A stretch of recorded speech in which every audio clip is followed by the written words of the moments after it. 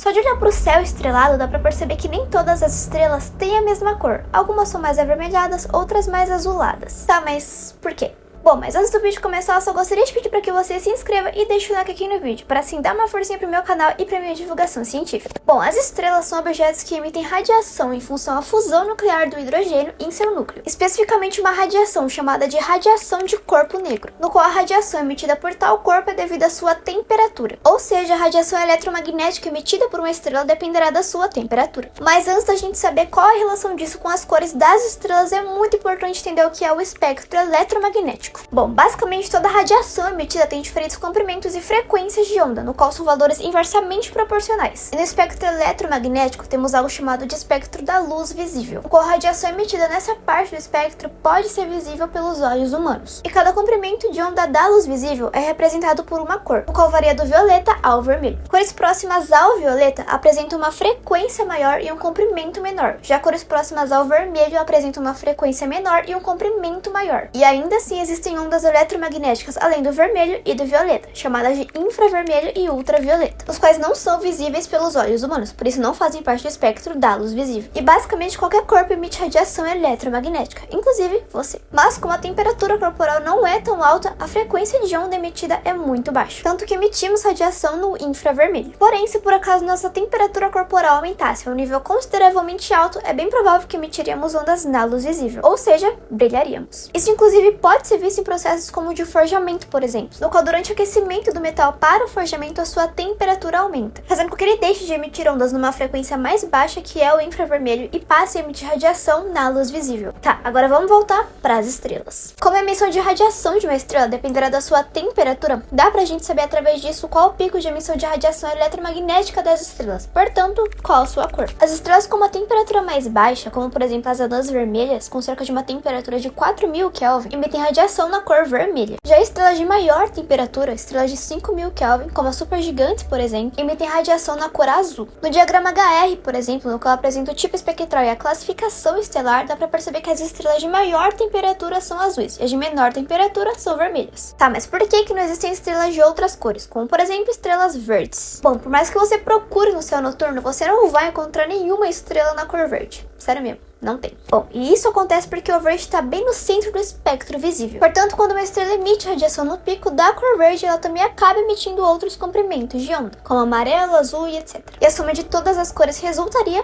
no branco. Inclusive, os nossos olhos também são responsáveis por isso. Bom, os olhos humanos possuem dois principais fotorreceptores, os cones e os bastonetes, onde os cones são responsáveis por enxergarmos as cores, no qual são sensíveis a três cores, verde, vermelho e azul. Porém, a sensibilidade do verde é bem próxima do vermelho. Então, quando algo no espectro do verde é percebido pelos nossos olhos, os três cones são ligados, fazendo assim a mistura das cores. O Sol, inclusive, emite radiação no pico da cor verde, mas por conta disso que eu acabei de falar, não vemos ele na cor verde, sim na cor branca. E sim, o Sol não é amarelo como muita gente pensa, mas isso está relacionado com outra coisa. Enfim, esse foi o vídeo. Se você curtiu a minha divulgação científica, me siga aqui no YouTube e nas minhas outras redes sociais. Então, é isso e tchau!